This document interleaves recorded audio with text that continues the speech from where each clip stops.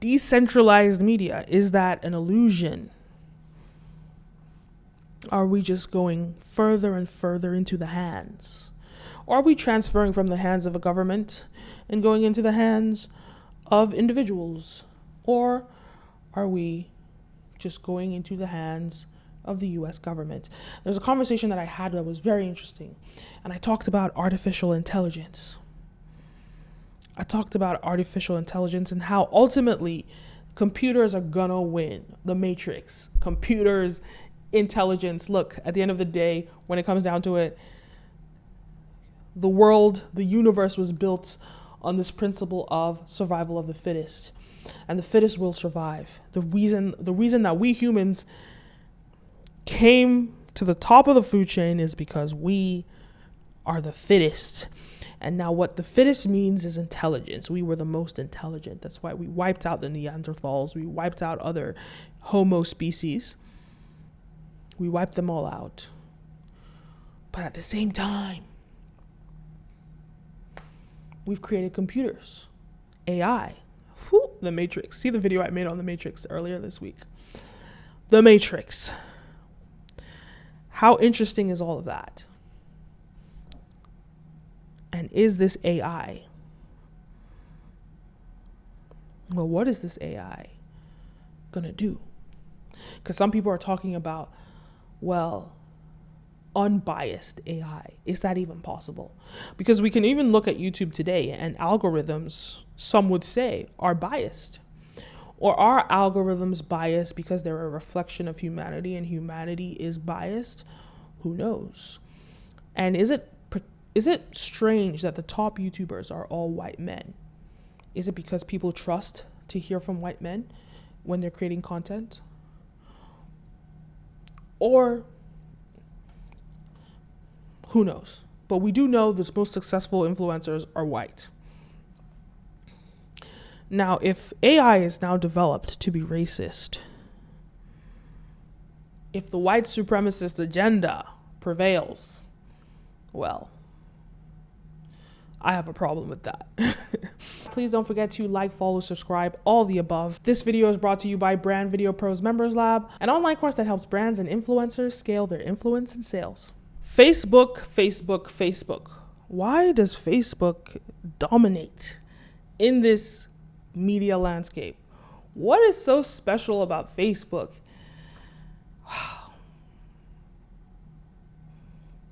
So according to Mark Zuckerberg, Facebook is now a Metaverse company. What does that mean? Well, they found another frontier to dominate. So Facebook is known for appropriating other features from other apps, and they've done quite a good job at offering many features and making themselves a hub, a center, by adopting literally every feature from the top social media. Let's start off in the inception of Facebook. According to the movie The Social Network, well, the idea of Facebook didn't come from Mark Zuckerberg. It came from the Winklevoss twins. So that idea is stolen, Facebook, well, according to the movie. But other than that, aside from Facebook, there were other apps out, circa 2003, 2005, well, before the establishment. I don't know what year Facebook started, but we had High Five, we had Friendster, MySpace. So Facebook pretty much adopts these features. Then Facebook, before, I remember back in the day when you post a YouTube video, you could watch it on Facebook, and then they made it more difficult for you to consume YouTube videos because they wanted to keep people on their platform. So now today we see Instagram, they in 2016, they ripped off Snapchat's stories. They ripped off TikTok's reels. They ripped off YouTube's videos. And now they're a Metaverse company. You know what I have to say about this?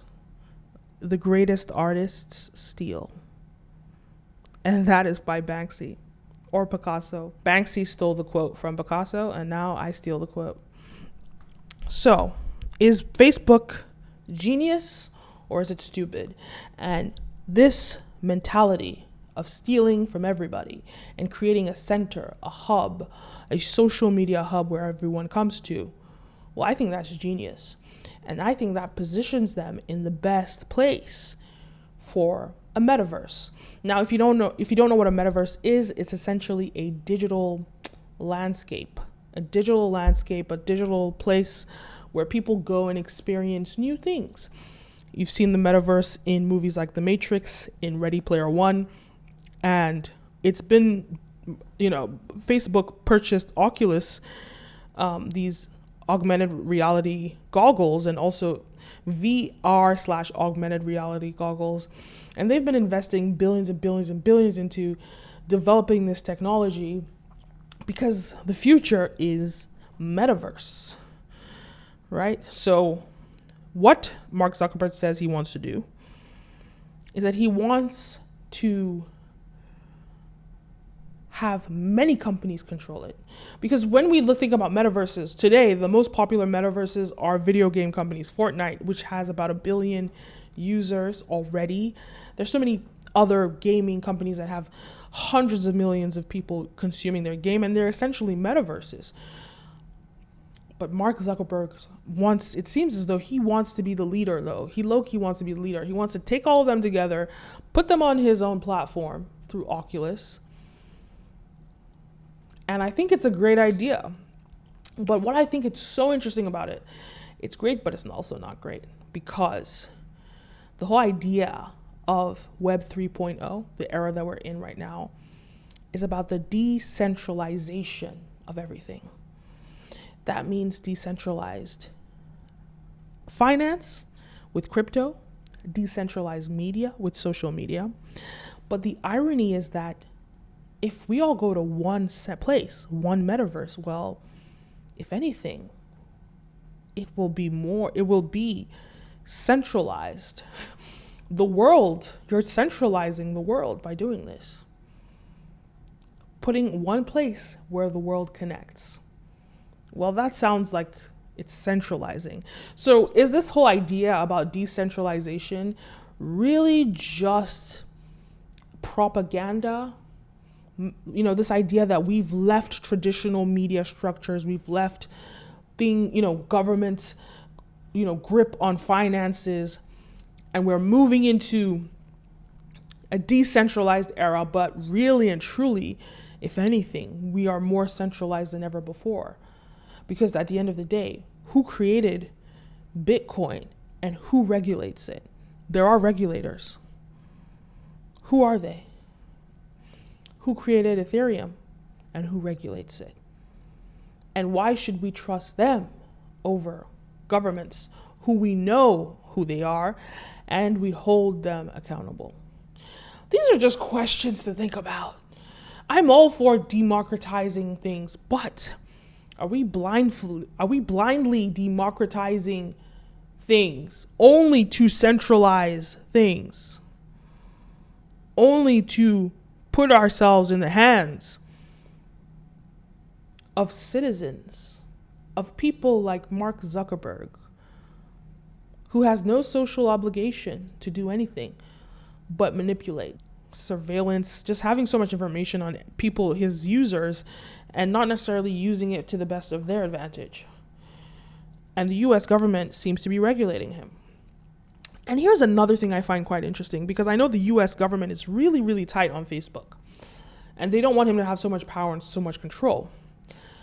And ultimately, when it comes down to it, I watched this interview with Anna Missouri, who is the head of Instagram, and they asked a question, can the Taliban post on Instagram?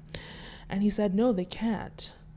Well, they can't because, I guess the US government doesn't want them to. And while obviously, who wants terrorists posting on social media?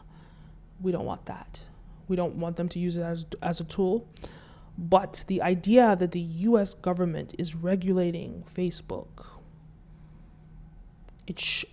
and potentially every US social media company, Google, Yahoo, if that's even a thing, TikTok is China. Is it? I don't know. I don't know who's regulating it, but it's popular in the US.